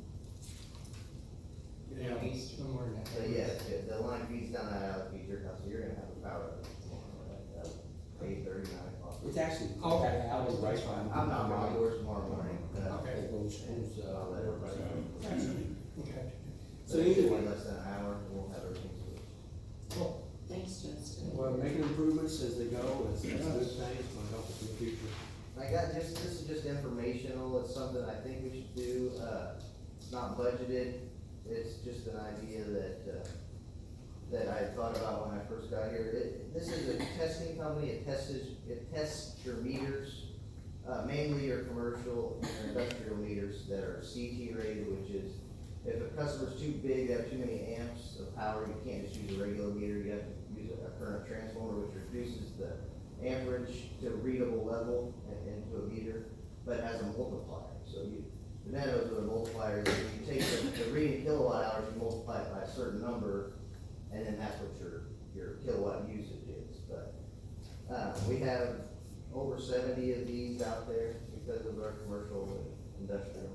And there's possibilities that these can get written down wrong, the wiring can go bad, and they can look perfect, but they're not reading correctly.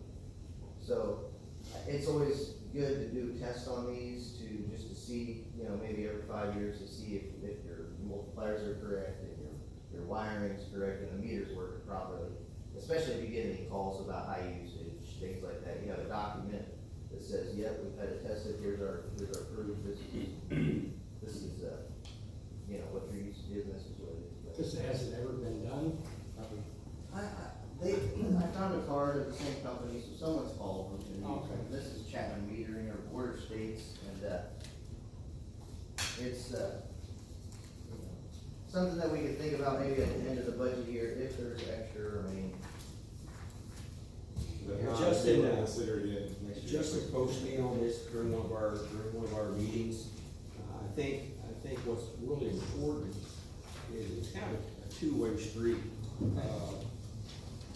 If there are errors in metering, it could result in obviously two possibilities. One, undercharge, or number two, overcharge. And Generally, these will pay for themselves. yeah, they typically do. And losses they find. Electrical distribution systems, do suffer degradation over time. And if you don't have the means to checker, if you will, you don't know. So, this is something we ought to look at with the goal of finding the way to incrementally make this happen. That's all I have. Thank you. Justin, thank you very much, appreciate it. It's something for you guys to read and digest and think about. Yes, always. Where are we at replacing personnel in the electric department? We got about 6, I think, resumes right now. They all look qualified, they all fit the criteria. We'll just have to start interview process soon, and see which one we like. Thank you. We would want to set that up as an operations committee meeting, okay? So we wanna set that up. Okay. Please let me know when you do it. I would like to attend. Of course, Justin, would attend and Adam. Yeah.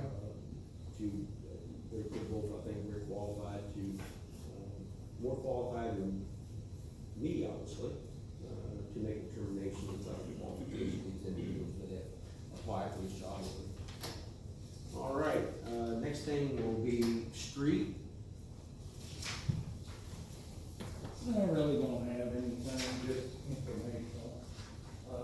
Behind Dollar General, I'm guessing it's Brightspeed, line right through the storm, Bill George knows about it.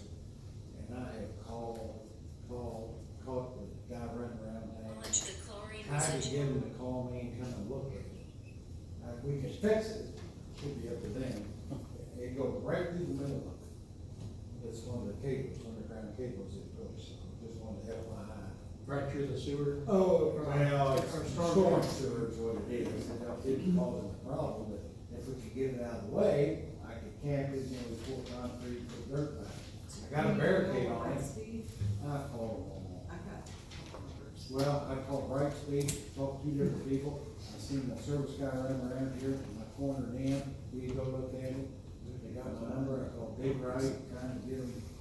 I just, anyway, if you see a barricade, they know it's I'm working on it. Want to make you aware of that. Okay. And the only other thing I had is, when you do temporaries, you know, like that, like Julie back, maybe the 1st of May. Maybe October 1st, you know, we talked about. I believe that's what the time frame was in the motion. Yeah. Yeah, we kinda, I didn't know. maybe drag back just a little bit. Yeah, I didn't know about this. We still haven't found, It was. It was. we still haven't found,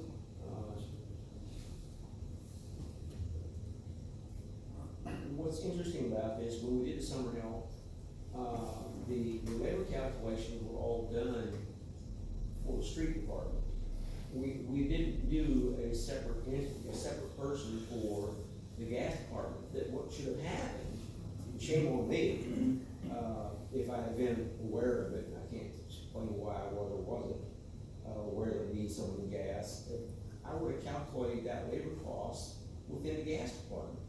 That the gas department pays its own way, they come on general revenue. Right. And so really all we need to do is to agree to do a budget amendment to calculate that labor cost and add it to the gas department's labor budget. It's not that we have to come up with it from his department, because they're going to be working within the gas department, which is one of the enterprises that, you know, it pays its own way.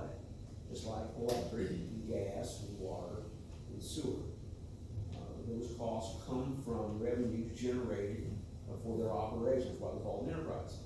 So it's just a matter of the board saying, Mayor, do it. So we can hire someone for gas. Mayor, do it. As a chief budget officer, we'd like you to look at that, Mr. Mayor. Well, when do these people have to come on board? Yeah, it'd be after Memorial Day. Okay, we got a little time. Oh, yeah. Okay. I like to bring Julie back. Oh boy, gas department, I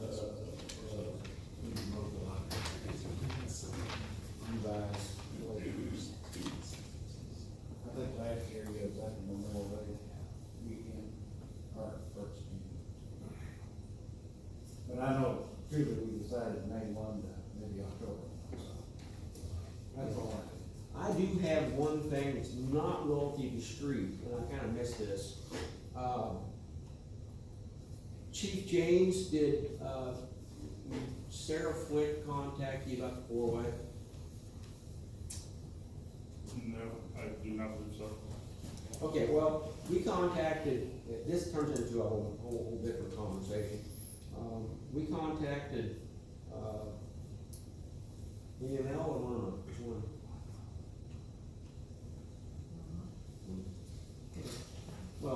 there's been changes in the state laws, I read this myself, where municipalities cannot prevent someone from canvassing at a four-way.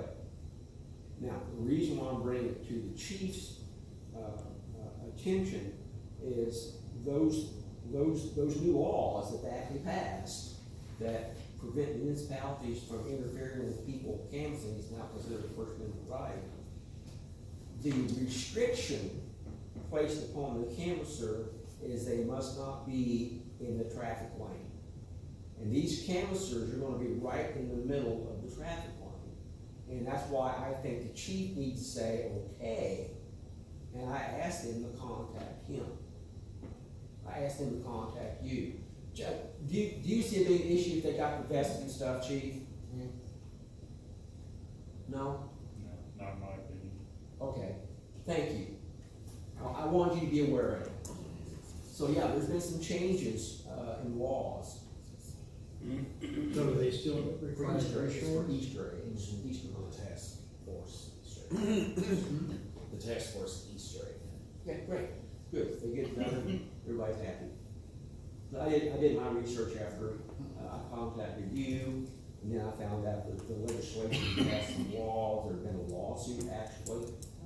And it kind of, you can't, if someone comes out here with a sign and says, hey, you know, I don't know, work for money or something like that, there's nothing you can do.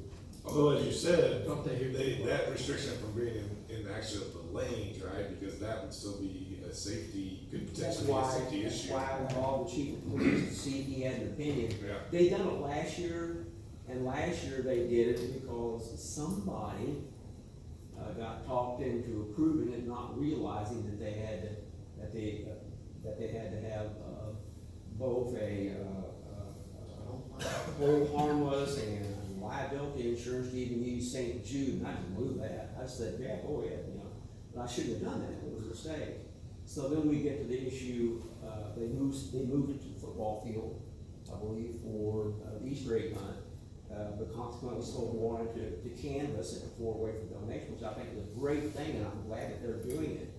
But as with all things in these days, you have to make sure that you're dotting the i's, crossing the t's, and it's done according to the law. So that's why we went down this road, so I'm glad they're doing that, I certainly appreciate it. Next thing we have is the building inspector. So do they still need the insurance? They don't have to, because they're not using St. Jude's. No, just staying with the four-way. They're not required to, the state law says we can't stop it. That's it's on them. Technically, the four-way state right away. Yeah, So, it's a state one. Okay, airport, nothing going on there. There was a brief discussion about buying fuel, at the rate that it was, We should have bought it a month ago. I said no, and the reason why is we still got several thousand. We have quite a bit. fuel. Yeah. So I just didn't feel like that was something I could do without getting the board's approval, and the time has passed. So I didn't, no, I wasn't ready to sign that check myself, and I'll say, thanks a lot, Mayor, I get to write that check, it's now your fuel. Mosswood. Okay, moving right along to the pool, first thing in 2026 rates. Should be under, somewhere under 11. Very bad. Very bad. Vicki, do you wanna come up here on this? I can. Okay.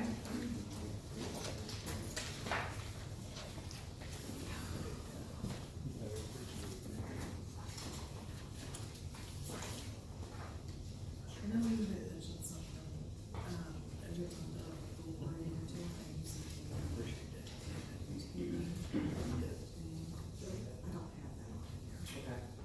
don't have that on here, so. But what you see in front of you is what the park board discussed, and, Maggie and I, and, gas department was represented too, because they take care of the pool, but, they would like to increase some fees at the pool this year.